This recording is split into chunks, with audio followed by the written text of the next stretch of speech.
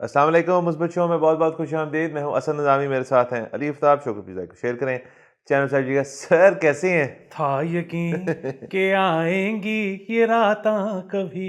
Sir आप देखें sir, Eid के ऊपर सर हमने क्या ज़बरदस्त ये सिस्टम डाला है कि हमें पता था कि करंट अफेयर्स के ऊपर तो कोई लोग इंटरेस्टेड नहीं होंगे, लेकिन फिल्में शिल्में जो हैं सर उसके ऊपर लोग बहुत इंटरेस्टेड होते हैं। सर हमने एक पहले सर का एक तो कर दिया था बिंदिया बिल्लिया। बाहुबली, और सर अब हम जरा हॉलीवुड की तरफ जा रहे हैं। आपको पता है वो निगलेक्ट कर देते होते हैं सर थोड़ा सा। सर छुट्टियां हैं, अब छुट्टियों में लोगों के पास टाइम है।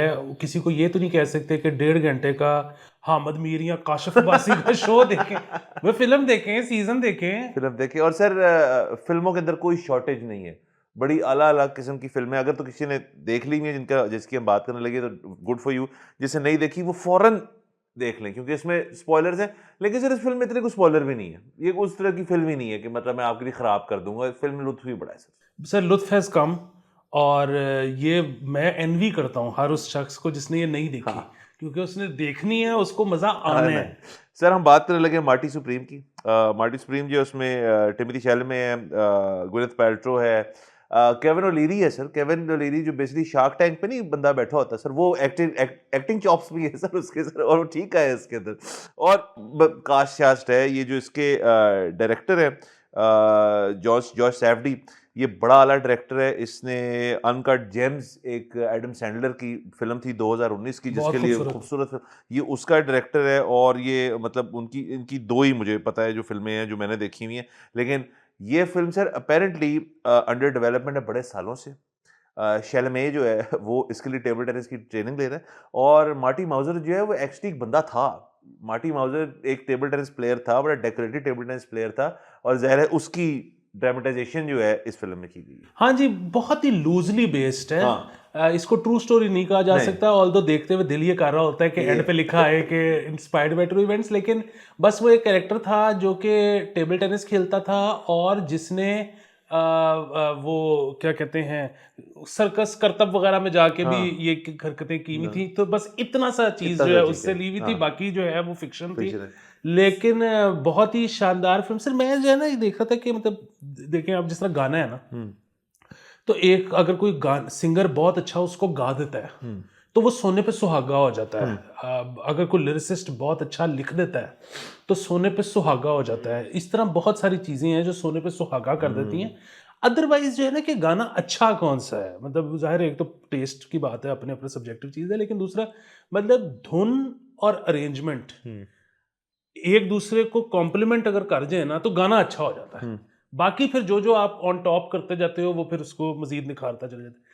इसी तरह फिल्म जो है ना, वो फिल्म मैं इस ये पहुंचा हूँ कि आ, एक कैरेक्टर आपने बनाया है और उस कैरेक्टर को आपने मुख्तलिफ सिचुएशंस में से गुजारा है। हम्म वो कैरेक्टर को उन सिचुएशंस के ऊपर जैसे रिएक्ट करना चाहिए, अगर वो कर जाता है तो आपको फिल्म पसंद आ जाती है। हम्म और वो उसके ऊपर ये फिर एक्टिंग तो सिनेमाटोग्राफी तो वो कर दिए, फिर सोने पे सुहागे हैं। हाँ तो मतलब इनफैक्ट रिलेशनशिप्स में, हम्म मतलब और ये मैं नहीं कह रहा कि बॉयफ्रेंड गर्लफ्रेंड या मियाँ बीवी, माँ बाप, कोई भी हो। हाँ बेटा बेटी, बहन भाई, इनमें आपको हर रिलेशनशिप में जो सबसे ज़्यादा गुस्सा चढ़ता है ना, वो चढ़ता है कि जब आपकी काफ़ी उम्र हो चुकी होती है और वो आपको चढ़ती है कि जब भी कुछ सिचुएशन होती है ना, तो आप पहले से प्रिडिक्ट कर लेते हो कि ये कैसे रिएक्ट करेगा, हम्म और वो वैसे ही रिएक्ट करता है।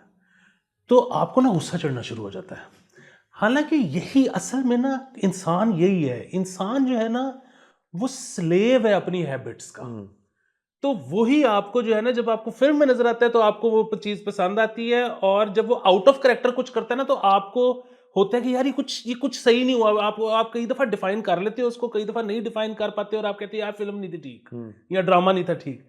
तो ये है सर, मैं तो इस नतीजे में पहुंचा हाँ हूं। सर बिल्कुल। और ये फिल्म जो है इसके अंदर जो है ही ये एक चीज़ के एक बंदा है जिसका अल्टीमेटली कॉन्फिडेंट एक इंसान है, और जिसका मतलब होता है ना, सब कॉन्फिडेंट लोगों का भी एक इस किस्म का एक बॉडी स्ट्रक्चर होता है, एक फेशियल एक्सप्रेशन होती है, एक उनका शोभा होता है। अब एक बिल्कुल ही पतला दुबला सा लैंकी सा टेबल टेनिस प्लेयर जो है वो इतने कॉन्फिडेंस से जिंदगी अपनी काट रहा है, ये बड़ी एक तो मजेदार चीज़ है इसके अंदर।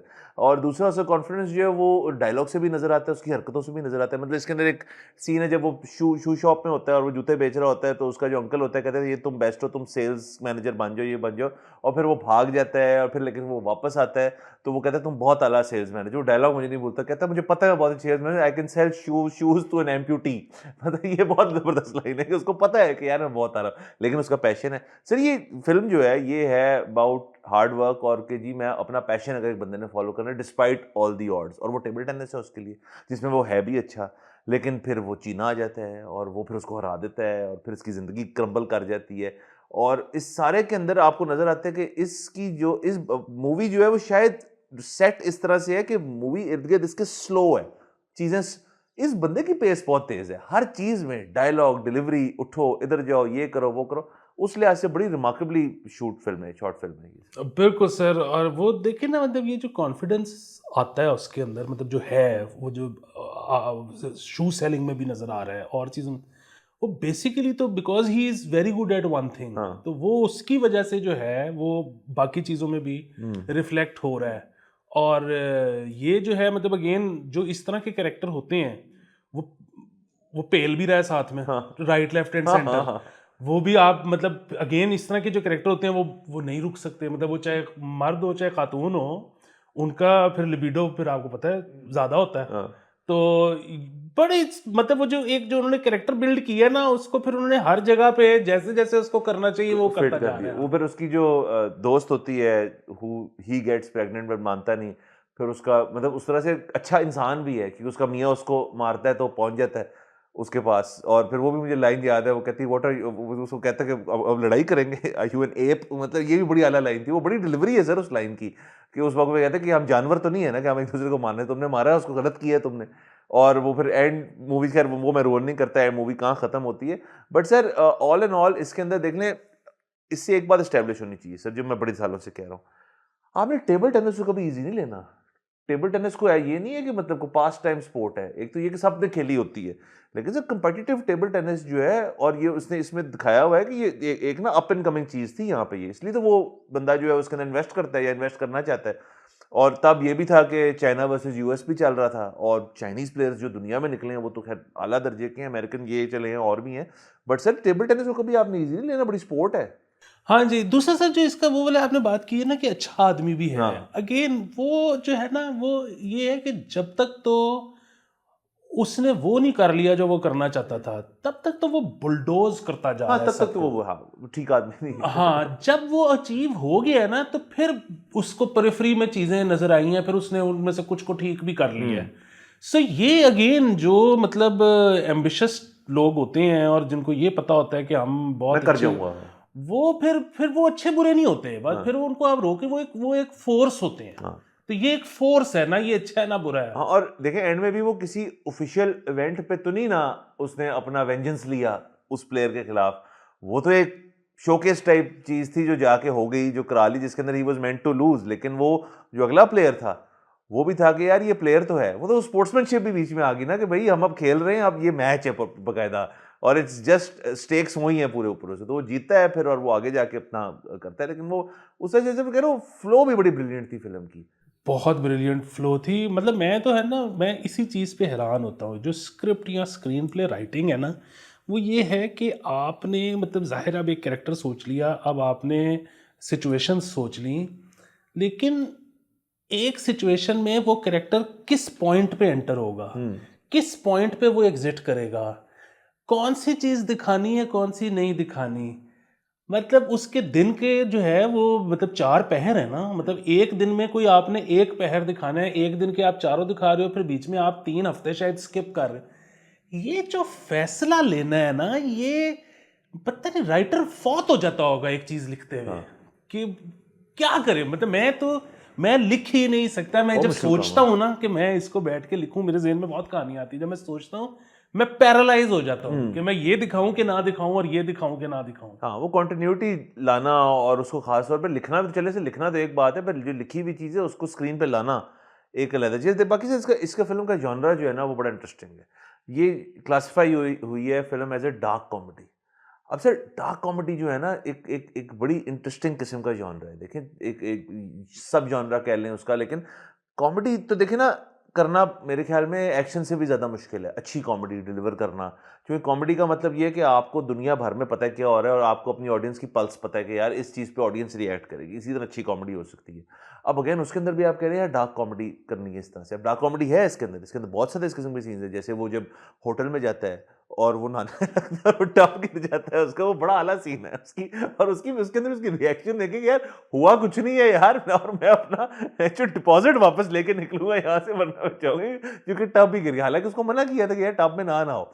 फिर वो बंदा इंजर होता है, फिर उसका कुत्ता आता है बीच में, फिर वो हसल करते हैं, फिर पंप फट जाते।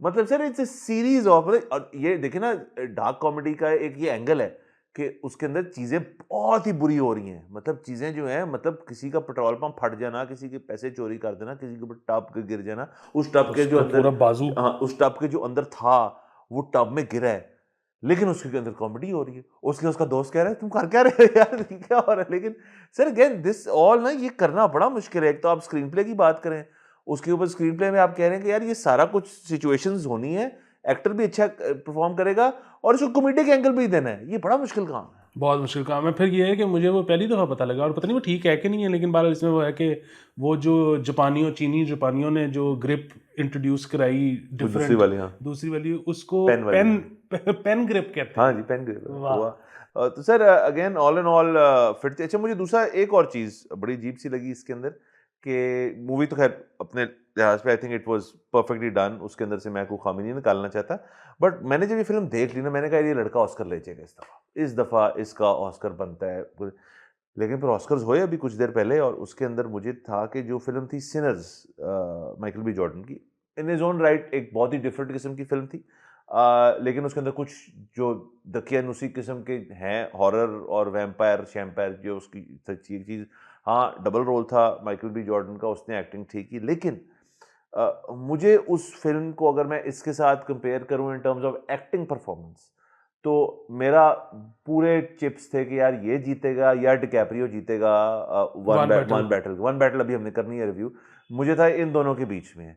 लेकिन अवार्ड जो है वो माइकल भी ले गया, उसको मुबारक हो बहुत बहुत। बट इसलिए सर मेरा ऑस्कर से ना जो जो एक बिलीफ सिस्टम है बड़े साल पहले उठ चुका था, क्योंकि ऑस्कर्स ना एक खासे दबाव के अंदर आ गए हैं, जिसके अंदर ना एक एक एक अप्रोच दी जाती है कि मतलब वो दबाव किस चीज़ का कि यार हमें हम पे ये लेबल ना लग जाए कि हमने किसी एक कम्युनिटी को या किसी एक चीज़ को हमने वो वाइट वॉशिंग कर दी किसी चीज़ के ऊपर, क्योंकि ये वाइट वॉशिंग हो जाती है। अगर शैलमे या डिकैप्रियो के बीच में होता तो दोनों वाइट हैं, और माइकल बी जॉर्डन जो था वो अगर नॉमिनेटेड था तो अगर उसको नवाजना था, मैं नहीं कह रहा उन्होंने नवाजा है, वो भी फिल्म अपनी राइट में ठीक है।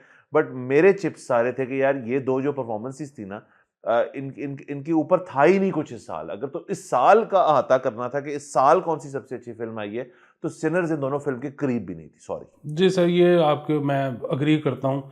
और बस ये बड़ी एक अगेन ऑस्कर की जो कमेटी होती है, वो जिस टाइट रोप पे चल रही होती है उसका भी अंदाज़ा हाँ है कि जी मतलब एक तरफ आप पे इस तरह के इल्ज़ामात लगते हैं, और मतलब फिर आप पूरी दुनिया में ये देखते हो कि अमेरिका जो है उसकी जो एक हेजमनी है, और वो जो अगेन नॉन वाइट हैं उनके ऊपर जो अटैक्स हैं वो करते करते, मतलब ज़ाहिर है फिल्म इंडस्ट्री, मतलब वहाँ का जो मेरा ख्याल है कि एक बड़ा दर्द दिल रखने वाला जो एथलीट होगा वो भी जो शर्मसार सा रहता होगा। मतलब मैं आपको बताऊं, मतलब वो अभी हमारे कल परसों एक दोस्त आए हुए थे बरतानिया से, जो कि 4-5 साल पहले वो शिफ्ट हो गए हैं बरतानिया।